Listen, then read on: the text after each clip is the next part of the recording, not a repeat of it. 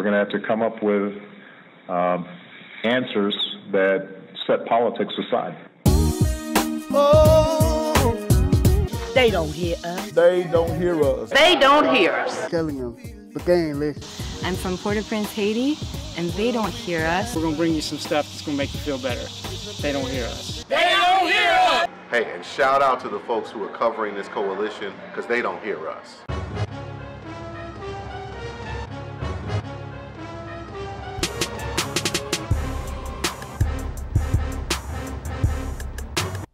Hello, everyone, and welcome to another episode of They Don't Hear Us. I'm Yvette Dennis, your host for this afternoon, and we are grateful to have...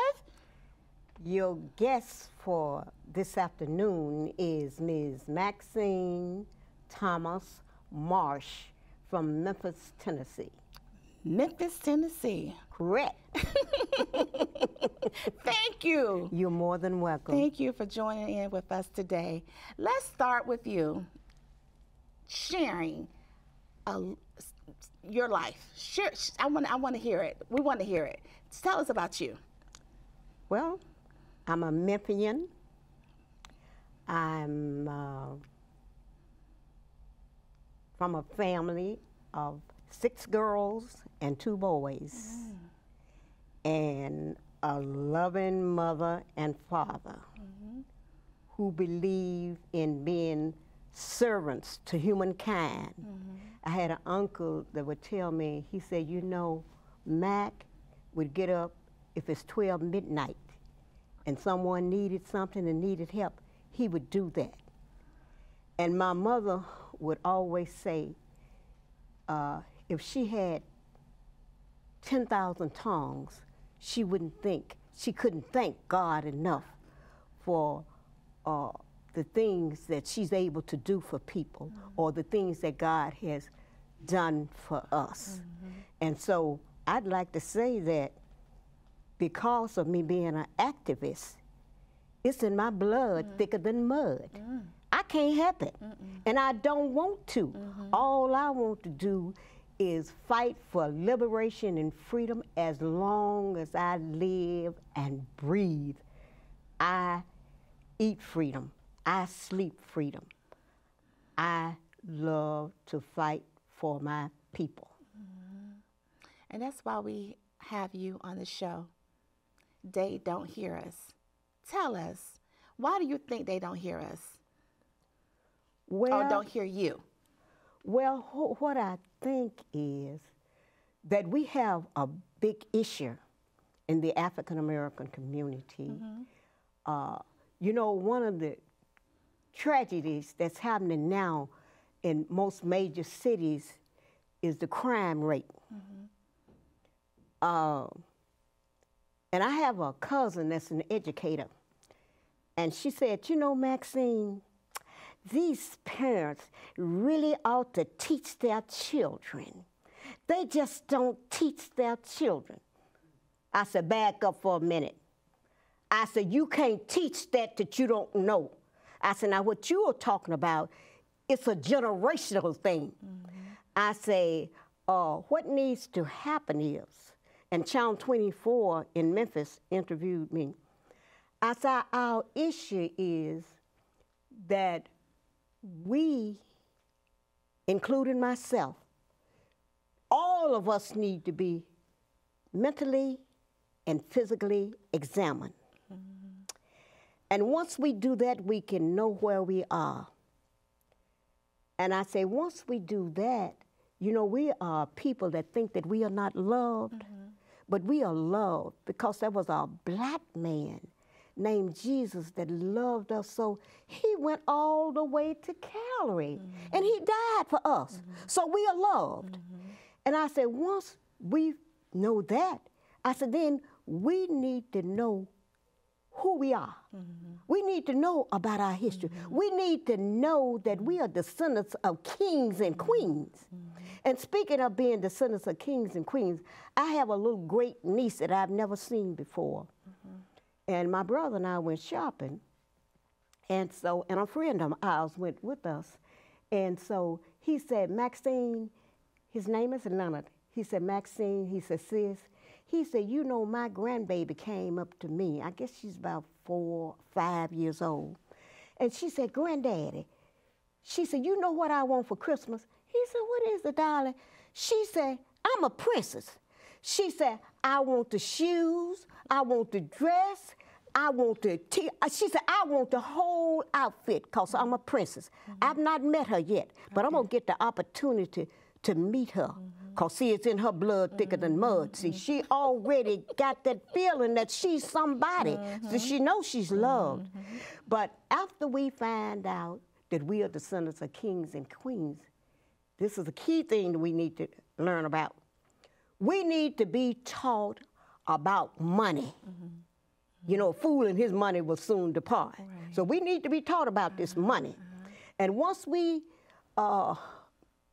get that down pat, then we need to talk about reparation. And let me tell you something, sisters and brothers, we don't need to just talk about reparation. We need to be prepared to accept reparation, because this is what we are owed. Our parents, our foreparents, they died and bled and worked like slaves. They were slaves. And they worked them from sun up to sundown. So we are entitled to this, but I want us to be prepared for this, you know? So it's just so much that we need to do. And so I'm from a family of, like I said, 8 of us, 6 girls. It was 6 girls and 2 boys. And I noticed growing up as a child, my mother's and her sisters and brothers, how they would share with one another. I was married and divorced, but all of the nieces, nephews, cousins, and it was a huge family of us. I helped to raise all of them, helped to teach them. I'd go to California to keep this one, to keep that one, and the ones in Memphis. And I have cousins. They don't want to call me Cousin Maxine. They call me Aunt Maxine. And so we got to have this love for one another. We got to forgive one another. And we got to let one another know when, listen, this is not right. You're not treating your sister, your brother, your neighbor right.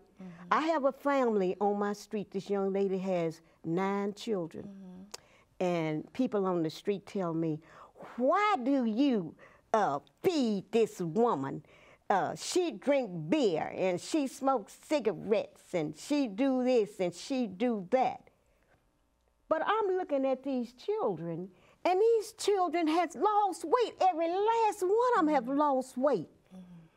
And so if you say that you love God and you see your fellow man in need, and your bonds are overflowing, even if they are not overflowing, you're supposed to help someone.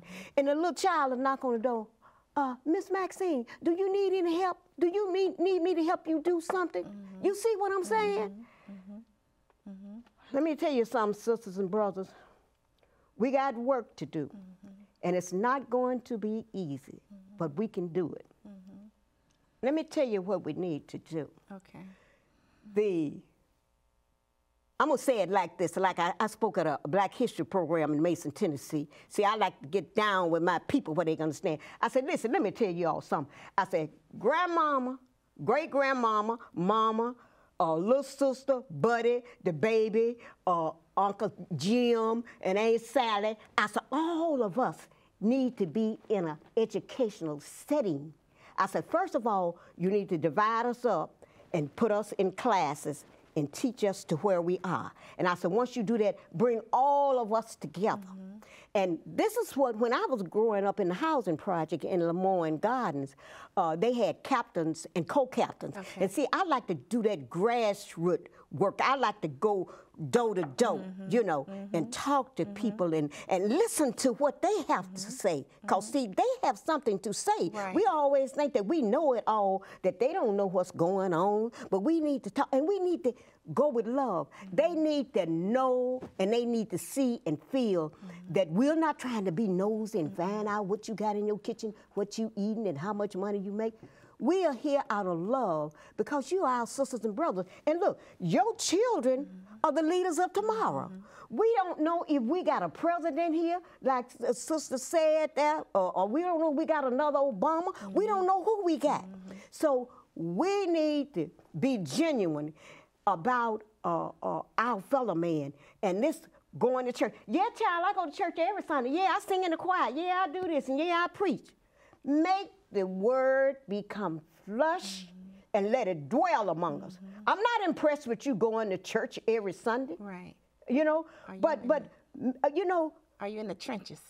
Now that's the word, the trenches. You got to get down in the trenches, and you got to cry loud and spare none. Do you hear me? Even if it's in your inner family. Right. If somebody is wrong, that's what you have to do. See, and the price of freedom is not free. See, you got to cry loud and spare none, even if it's your sister or your brother. Do you hear me?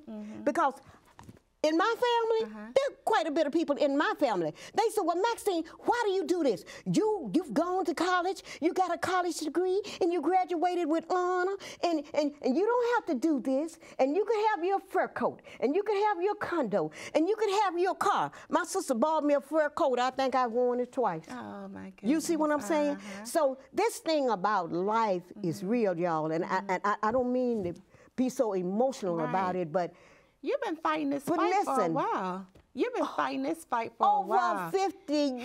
Yes, and you have walked with some of the giants. And cried loud and spared none. Yes, ma'am. So I heard through the grapevine, you are a freedom fighter. Oh, yes, ma'am. Tell us about that. Well, let me say this. Let me see, it's just so many things. Oh, the Board of Education, this is key, education. Okay. I went out to the Board of Education in Memphis, Tennessee, and I followed protocol. Good evening, I'm Ms. Maxine Thomas Marsh. I'm a member of CORE, Commission on Religion and Racism, headed by Dr. Isaac Richmond. I said, I'm here on a very, very important issue. I said, and the issue is that this once a month Black History program is not going to make it. I said, we need Black history, or African American history, whichever one you want to call it. We need that every month. We need that in our school system. I say it's important that our children know who they are. That's right. And so this security guard came up and he said, so the lady said, well, I'll tell you what, I'm going to give you some numbers. I'm going to give you Dr. So-and-so's number so you can call him. So she was trying to give me the number. He walked up, ma'am. I turned around and said, sir, do you have any problems? He said, well, you going, I said, excuse me. I said, don't you hear that lady talking to me, trying to give me some information so I can better our lives for us as a people? I said, when I get through talking with her, then I'll talk to you. And till this day, I have not heard not one word from anybody from the Memphis City school system, Memphis Shelby County school system, but that's on my list. Because, see, I've got to do that. I got to cry loud and spare none, because our people need that. And this Black history has a lot to do with the jails being filled with our boys and things. See, we got to do more. We've got to do more. But let me tell you something. One of my core members was a teacher at one of the schools in Memphis. And there was a white teacher, and she had a comic. It was like the size of a comic book. It was like a comic book, but it was a sales book. And she was selling novelty items. She was selling a nigga on a rope, nigga eating watermelons, and big black mamas. I said, no, she can't do this. So I went out to the school, and I dressed up. I didn't have my wall clothes on. I dressed up in my suit and my heels. And I went out there and spoke to the secretary. I said, good morning. I said, I'm Ms. Maxine Thomas Marsh, and this is one of my co-workers with me, and Ms. Gillett. I said, and we are here to see the principal on a very important issue. She said, well, ma'am, she said, he's not in. I say, ma'am, I said, did you hear what I said? I said that I'm here to see the principal on a very important issue. She said, well, I tell you what, you gonna have to, she said, you're gonna have to leave. I say, I'm gonna have to leave. I said, did you hear what I said? I said that I'm not going anywhere until I talk to the principal. Right. She said, well, I tell you what, I'm going to call the police. A sister, African-American sister. I said, I tell you what, call the police. Police came in. Ma'am, did you hear what the lady said? The lady said that the principal is not in and that you're going to have to leave. Are you going to leave? I got right up. He said, because if you're not going to leave, we're going to arrest you. I got up. I said, did you all hear what I said? I said that I'm not leaving. He said, you're under arrest. No. I did one of those numbers. I'm going to make it quick now. Okay. I went on down to, they took me on down to 201 Poplar. I was smaller than what I am now. Had an afro twice big as I am almost. Got down there, this sister, met me, African-American sister, she looked like she's about 6 feet tall. And she raised up to me and she said, they're gonna be waiting on you at Jail East. Well, I had heard about Jail East. This is where the women do their time. So I said, okay. Got up that morning, they put us on a cotton field bus, school bus, and took us out to Jail East. And when they took us out to Jail East, a lot of the prisoners already there were standing on the ground. And so I said, I looked, and this other lady, other prisoner that was on there, she said, oh, they're checking out the new meat that's coming in. So when I stepped off the bus, another tall lady, about 6 feet tall, I don't know why they pick on us little bitty people, you know, because I was, but anyway, she walked up to me. What's your name? And what do you do? I jumped back in that jump orange suit they had, orange jumpsuit. It was 3 times too big for me. I put my hands on my hips. I said, my name is Maxine Thomas Marsh. I'm a freedom fighter, crying loud, sparing none, helping to feed the hungry, clothe the naked, and help setting the captive free. And sisters and brothers, I want to tell y'all the God that I serve, the security guards, everybody out there that work for the jail system, they rolled out the red carpet for me. No. When it come time for us to go outside, the young people that want to hear the truth, they came to me. And I thank God for it. And that's something. Ain't that something? The freedom fighters. Yes, ma'am. And I've been arrested in Washington, D.C. during the Contra hearings. I've been arrested in Ripley, Tennessee. Let me see, where else? Is it Mason, Tennessee? I think Mason. But anyway, a white principal kicked, beat, and slapped a black mother. You know, they're getting ready to put this big plant in Mason, Tennessee. Right. Near Mason, Tennessee. But there's no school in Mason, Tennessee today because when that happened, our organization, headed by Dr. Isaac Richmond Corps, we boycotted that school. And for 2 years on a summer, I was a full-time student at Lemoyne College. My black and white professors understood why I needed to be there at that school. I was driving an old Ford car, and I didn't hardly know how to drive because I thought I was going 60 or 70 miles. I was, you know, I mean, I thought I was going 40 miles, but I said, why do I keep up with these here big trucks? Right. And so come to find out there was the tachometer. I didn't know that. But let me tell you something. If I had 10,000 tongues, I could not thank God enough for the things that I've been through and the people that have helped me through. Because let me tell you something. Look, sisters and brothers, I don't care what organization you with, who you with, or what color you are.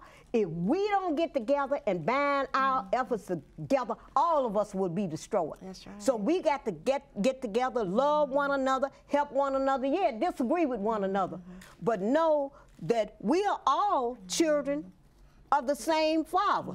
All of us. All of us. So we got to work together. We got to help each other. And then if you ain't gonna do right, stop going to these churches. Stop lying and going on. Talking about, and I believe in God. And no, you don't. When you see your fellow man out there hurting, broke down, homeless, if you hungry, I don't have to know about popsicles you ate when you was 2. If you tell me you hungry, take it. And if you do something with it, it's not on me, it's on you. We're in Nashville this afternoon. We're in Nashville. Al Sharpton's going to be here for an event with Middle Tennessee chapter, and you are going to be recognized as a freedom fighter. And so you're going to get a chance to speak, hopefully. Well, if okay, all right. I want to know what are you planning on saying? What are you? I'm just going to be led by the Spirit. Yeah. Because see, to be invited for a man like Reverend Sharpton, speaking like he speaks. And you too. Who? You too. When he came to Memphis, Tennessee, Tyree Nichols' stepfather is my cousin. And when Reverend Sharpton was preaching, I couldn't hold my seat. No. I had to give it up and give praise to Almighty and thank God for him. Yes, indeed. I bet that was something. Oh, yes. Oh, yes. And anytime freedom called, I'm coming. Now, my sister's in the hospital now with lung cancer, but I want you all to pray for her. Definitely. But everything still goes on. You see what I'm saying? So my baby sister's there. She's going to take care of her and look after her, and we have other family members there.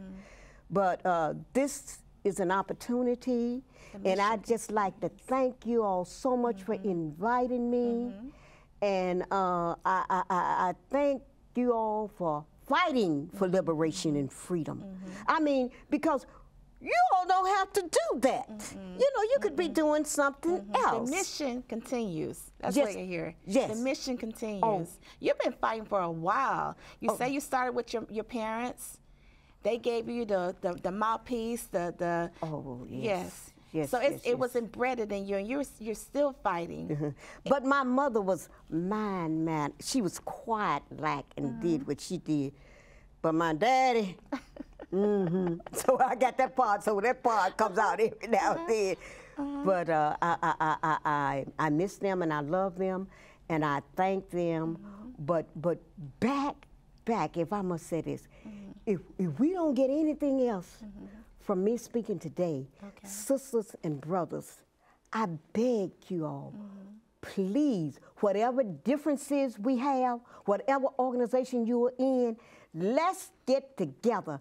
These young people are our leaders of tomorrow. They are looking at us. They are listening to us. And we got to do a better job of showing love to one another, regardless of race, creed, or color. We are all here together, and we're going to be here together. So we've got to learn how to love and to get along, how to share and care, and how to disagree without wanting to knock each other out. That's you know, it. we got to show love. And if we do that, we're going to be all right. We're going to have some difficult days. As Dr. King said, some difficult days ahead. And I'd also like to say, I think the time is winding up. But let me tell you this. CORE, my organization headed by Dr. Isaac Richmond, we have, we commemorate Dr. King. It's called the Dr. Martin Luther King National Holiday Parade. And so it's a wonderful thing, and I think people should be involved in that. And I can remember when Dr. King did his last speech at Mason Temple, my sister Dorothy was living, we called her Tootie. I said, Tootie, I said, look at Dr. King. I said, don't you, and I told the girl sitting next to her, I said, you move. I said, let me sit next to my sister. I got to talk to her. I said, Tootie, I said, look at Dr. King. I said, look at him. I said, look at his face. I said, he seemed like he's not going to be here with us. I said, look at him, Tootie. And he said, I've been to the mountaintop. And I was looking dead at him when he said, looking in his mouth at Mason Temple, when he said it. Look, y'all, I'm just so full. I just thank y'all so much. Thank you for inviting me here. You're more than welcome. And listen, I also like to say, I'm going to introduce y'all to other people that are like-minded people that are doing great things. Okay. Tell us about this achievement right here. You received this in 2023, which is last year, from Memphis, the mayor from Memphis. You received this. And just tell me that day, what was going on? Well, I'll tell you what was going on. And it's like what I'm asking us to do. The young lady that's a county commission offered me this. I didn't know her area. I said, you bring me all the names and addresses and phone numbers from the people that's in your area you running for, For the commissioner. For county commission. And when she brought it to me, I said, sister, I know you. I said, and don't worry about it. I said, let me tell you what I did. Right. I called names and numbers of everybody. They had a birthday coming up. I wished them a happy birthday. And I sat on my porch, and she's county commission. So you made it happen. Through God, I made it happen. I've been doing it. Yeah, and I enjoy doing it. And see, when you touch bases and people know that you are concerned, that you love them, they'll work with you. They'll work with you. Oh, and did I mention? I'm saying so many things, but there's one thing I want to mention. Got 2:45 left. Listen. I walked from Memphis to Nashville. It was concerning a killing in Memphis. And the other thing I want to say about Nashville, Union Planters Bank would not close on Dr. King's birthday. And I have the picture, y'all can show the picture later, where we marched in front of Union Planters and told them if they didn't close for Dr. King's birthday, they were going out of business. Wow. They closed for Dr. King's birthday. Wow. Union Planters Bank here in Nashville, Tennessee. Wow. That's in our history books. Yes. You can Google that. What they say, Google me? Oh, listen, it's one more thing too I want to mention. Okay. Right quick.